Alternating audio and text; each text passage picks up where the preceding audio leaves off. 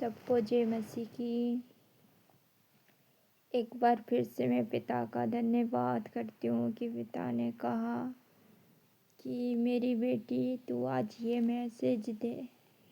तो मैं जो मैसेज देने जा रही हूँ वो आप सब ध्यान से सुनना और समझना कि पिता आपसे क्या कहना चाहते हैं, आपको क्या समझाना चाहते हैं।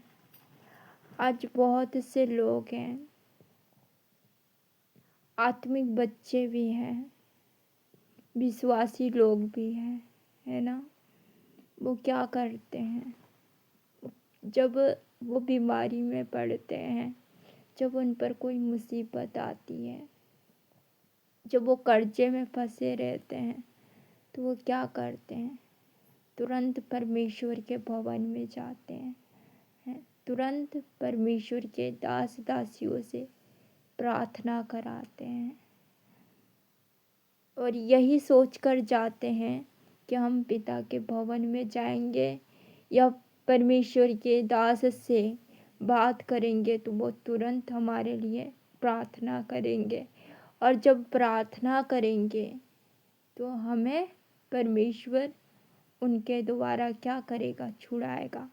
हाँ, ऐसा होता है कि जब आप परमेश्वर के दासों से बात करते हैं तो परमेश्वर तुरंत अपने दास को इस्तेमाल करते हैं, तुरंत वो अपने दास की प्रार्थनाओं को सुनकर अब आपकी हर मुसीबत से बाहर निकालते हैं। लेकिन पिता का कहना क्या है, आप जानते हैं पिता का कहना यह है। पिता ने मुझे कहा कि मेरी बेटी, बहुत से ऐसे लोग हैं जो चंगाई के लिए आते हैं लेकिन मुझे मांगने कोई नहीं आता, मुझे समझने कोई नहीं आता, मुझे कोई ये नहीं कहता कि परमेश्वर हमें चंगाई नहीं, हमें आप चाहिए, हमें आपका आत्मा चाहिए। सबसे पहले हम आपके आत्मा को समझना चाहते हैं। सबसे पहले हम आपको समझना चाहते हैं। ऐसा कोई नहीं करता। तो पिता को बहुत दुख होता है। पिता सिंहासन पर बैठकर रोते हैं, उदास हो जाते हैं और पिता का कहना यही है। पिता कहते हैं कि जब वो लोग मेरे भवन में जाते हैं, जब वो लोग मेरे दास दासियों से बात करते हैं तो मैं क्या करता हूँ, मैं अपने दासों के द्वारा उन्हें छुड़ाता हूँ, उन्हें बचाता हूँ।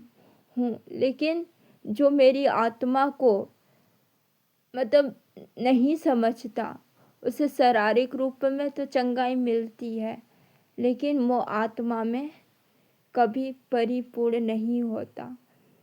और जो मेरी आत्मा को समझने की कोशिश करता है जो मेरी आत्मा के पीछे भागता है, वो उसे शारीरिक रूप में चंगाई मिलती है और वो आत्मा में भी परिपूर्ण होता है। तो पिता का कहना यही है कि सबसे पहले मेरे आत्मा के पीछे भागो, फिर चंगाई खुद पर खुद तुम्हें मिल जाएगी।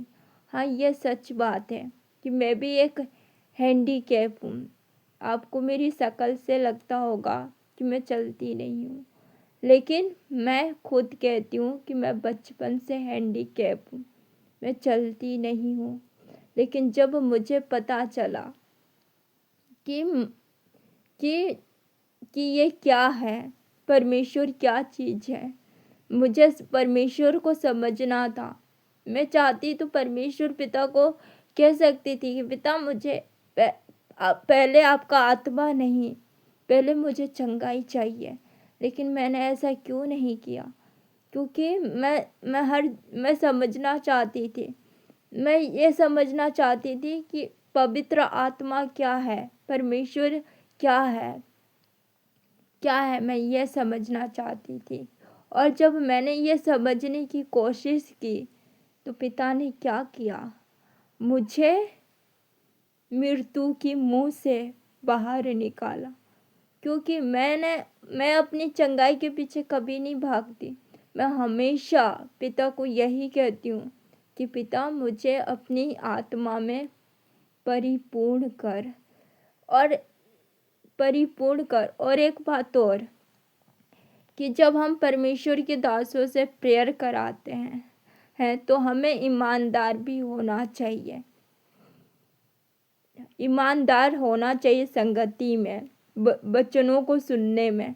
लेकिन हम ईमानदार नहीं होते, फिर क्या होता है कि वो मुसीबत फिर हमारे ऊपर आने लगती है। और हमें आशीष कैसे मिलती है, मैं आपको बताती हूँ।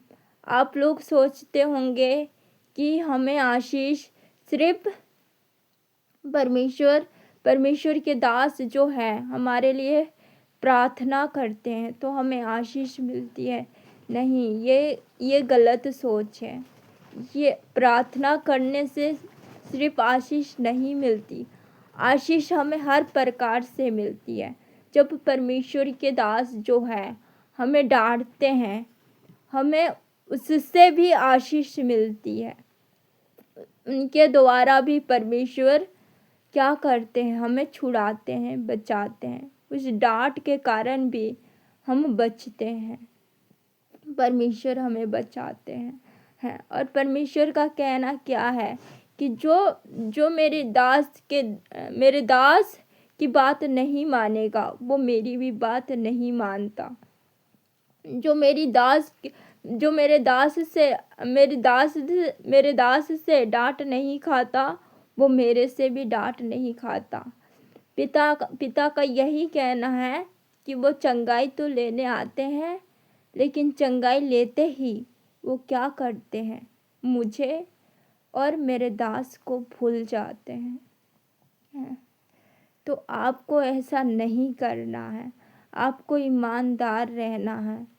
आपको हर चीज़ में ईमानदार होना पड़ेगा, क्योंकि हमें शारीरिक चंगाई तो मिल जाएगी, लेकिन हम आत्मा में परिपूर्ण कभी नहीं हो पाएंगे। अगर हम शरीर के पीछे भागते रहेंगे तो हम आत्मा में कैसे परिपूर्ण होंगे। तो हमें सबसे पहले क्या करना है, हमें आत्मा में परिपूर्ण होना है।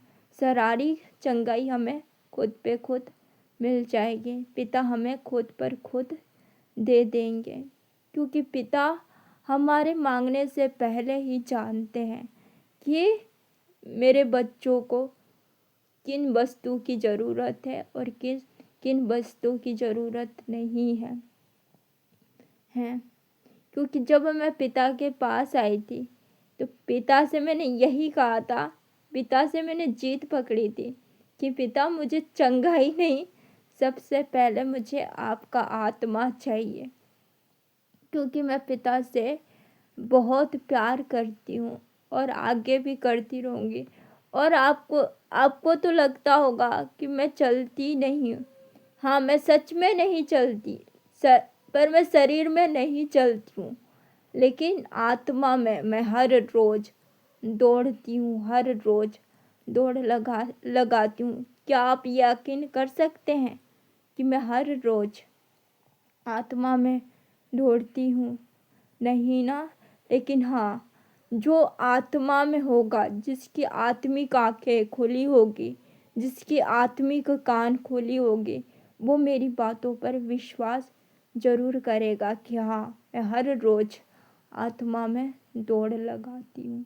सुबह शाम 24 घंटे मैं आत्मा में दौड़ती रहती हूँ, क्योंकि मुझे पता है कि जब मैं आत्मा में दौड़ रही हूँ तो पिता मुझे एक दिन क्या करेंगे, अपनी महिमा के लिए मुझे मेरी शारीरिक रूप में भी मुझे चलाएंगे।